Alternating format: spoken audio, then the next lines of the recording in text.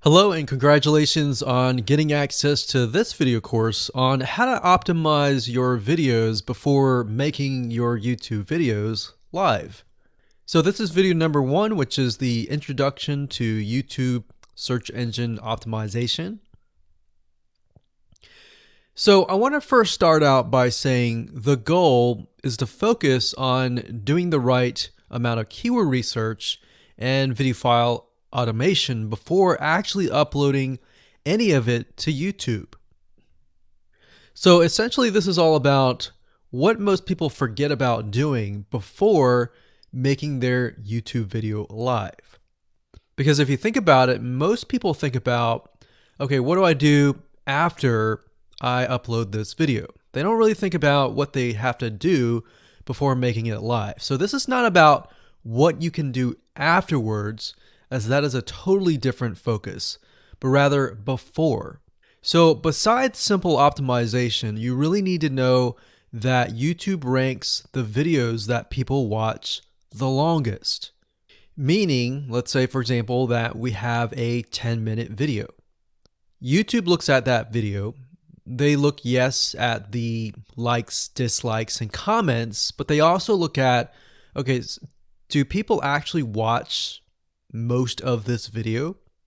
And based on, let's say, 1,000 views, how many of those 1,000 views actually watched either 50% or 100%, or how many minutes total?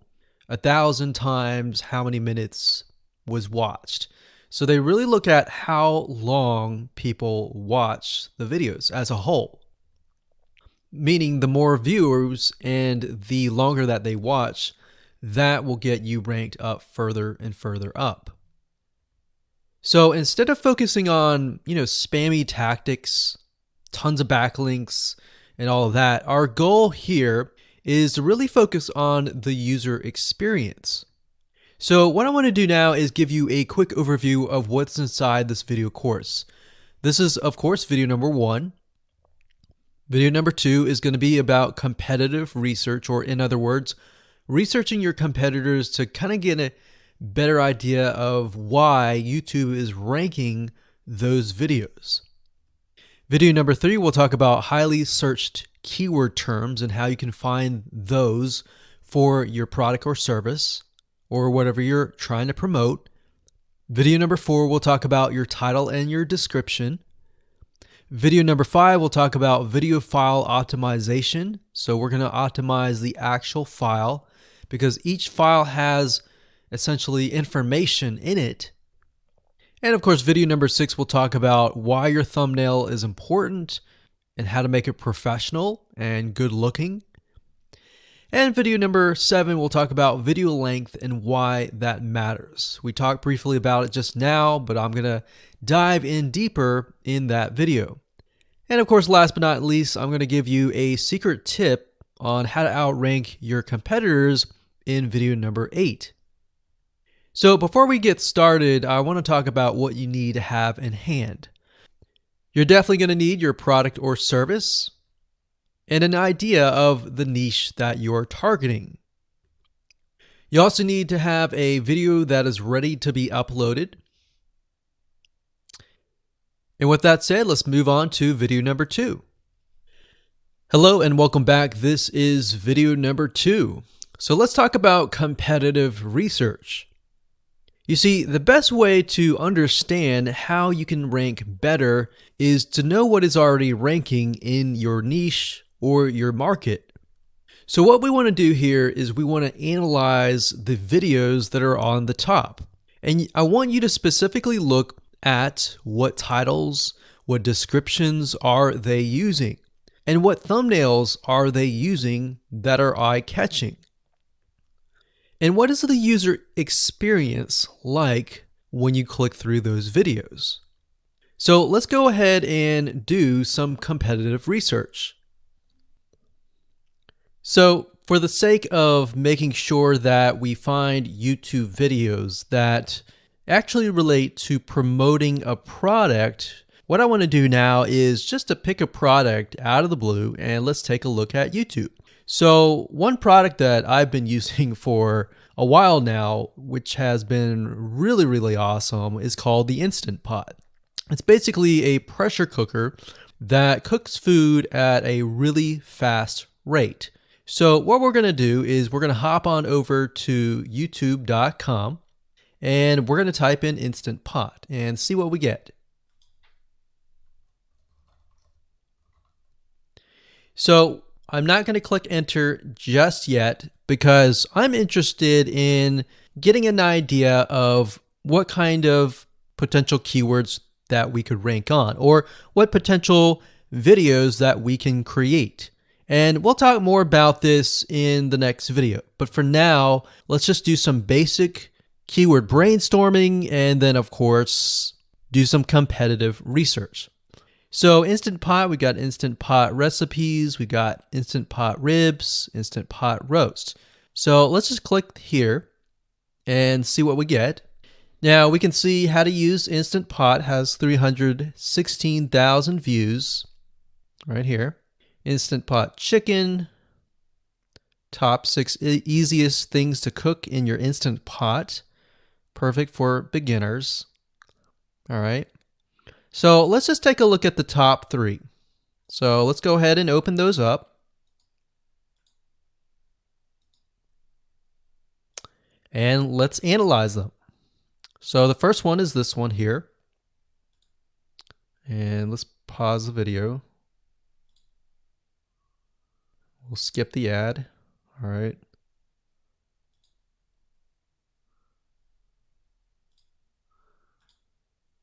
Okay, so how to use the Instant Pot 101 for beginners. So if we think about the type of audience that the Instant Pot attracts, it attracts somebody who has a busy life, who may be a beginner at cooking and just wants a quick and easy meal done fast. So we can see that. So one thing that I like to do is I like to copy the titles to Notepad. Just kind of get an idea of what we're dealing with. So that's the title.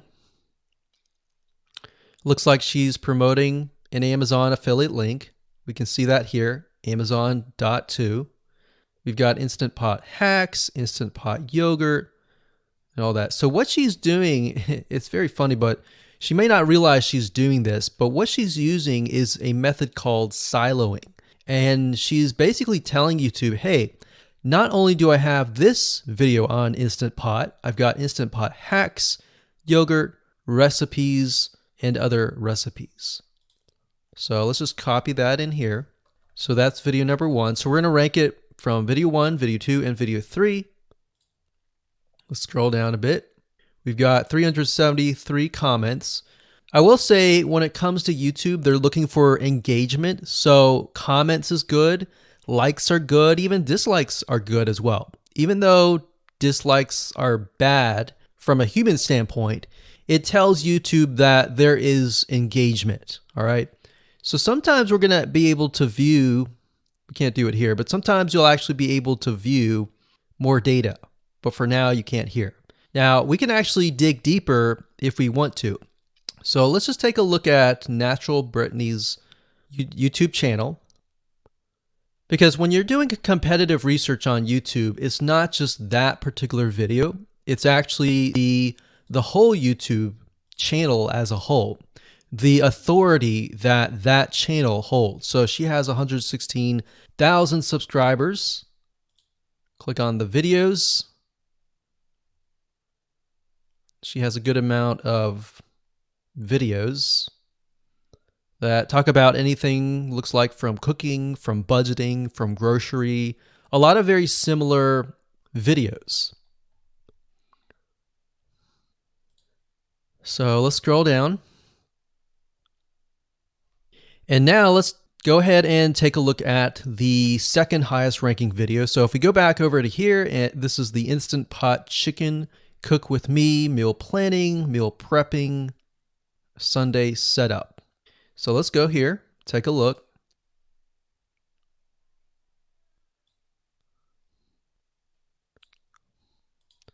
Okay, let's see here.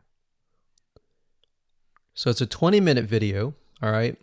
And it has 658 likes, 5,000 views. If we take a look at this video here, this has 320,000 views and 7,000 likes. Now, notice how it says 13 minutes here, and notice how it says 20 minutes here. We'll go back to this later on. All right, so we'll talk more about why a certain amount of time of your video is important, why the timing is important. And why is it that this lady has only 5,000 views, whereas the other lady has 300,000, and this lady is ranked right below that lady? All right. So why is that important? And why does that correlate to the time? So we'll talk more about that later on. But for now, let's just do competitive research. We're not trying to figure things out right now, and go from there. So if we take a look at the description, it says cook with me as I try a new recipe with Instant Pot. So the description contains the keyword. Sunday setup. Looks like she's got some Amazon links. And if we think about Instant Pot, who could it be targeting? All right, so this lady calls out people who are trying to prep on Sunday. So if we can get an idea of who it's targeting mothers, it's targeting people who are busy, who maybe only have time on Sundays to set things up. And chicken is a common thing, so maybe she's getting a lot of clicks. We don't know exactly, but we know that the headline and the description work together and getting clicks. All right, back over here. This is the third one. So let's take a look at this one. So this one is 8 minutes, but it has a lot more views than those other two videos. But it's shorter. It's shorter, but it has longer amount of views, and it's third. It's got 11,000 likes and 633 dislikes. If we scroll down, we can see that it has more comments than the first one. So why is it that the first one is number one and this one is the third one and it has more views and more comments? Well, we don't know exactly why, but I have a hunch as to why that is, which we'll talk more about ranking and what Google and YouTube is looking for later down the road. So that's that. Let's just copy that title. And I'm going to go ahead and pause this video and we'll copy and paste that information to the notepad. Okay, so I went ahead and copy and paste the information. So this is video 1, this is video 2, and this is video 3 down below. So let me make this bigger. So we have this information. So as we're kind of analyzing the competitor, we want to save this for later, but can you kind of see a similarity here? So this is calling out the target audience. This is calling out the people who are busy, essentially. And top 6 ways, top X ways, top certain number ways is always a good title. So perfect for beginners. So if you can imagine, we already see that this title has beginners. This one's calling out perfect for beginners. And this one essentially is calling out people who are busy. So it's a target audience. So that's key. So having this in hand gives you a better idea on what potential titles and descriptions that you can have. Now, you can do some deeper dive competitive research using specific tools. And one specific tool is called Social Blade. So that's socialblade.com, as you can see here. And I like to use this to kind of get a better idea of the YouTube channel as a whole. Because what you're trying to figure out is, did this person rank because their channel as a whole has a lot of traffic? Or did this person rank simply because of the titles and the description? So there's many factors that come involved, but let's take a look at Naturally Brittany. So let's go ahead and copy this. And you basically want to come here and type in the username of the YouTube channel. So we'll go ahead and click this here. Okay, so we can see here that this is Naturally Brittany, 116,000 subscribers. She's got 19 million video views. So that kind of gives us an idea of how easy it is to break through. Is it easy? Is it going to take a little bit work or what? So let's just go ahead and open her up, and let's do the same thing with the other videos. So this one is marriage and motherhood. We got that here. So she has 7 million video views. So it's about half of what we saw earlier. And this one is called Six Sisters Stuff. And this one has about 9 million video views.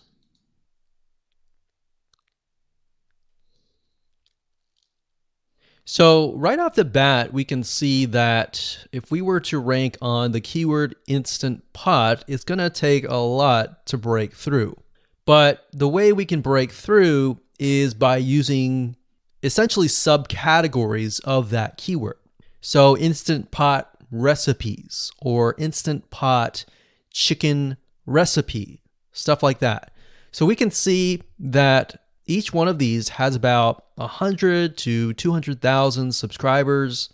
So you're going to have to be competing against that. Now, obviously, if you have a good size YouTube channel, that will usually mean that you can break through fairly easily.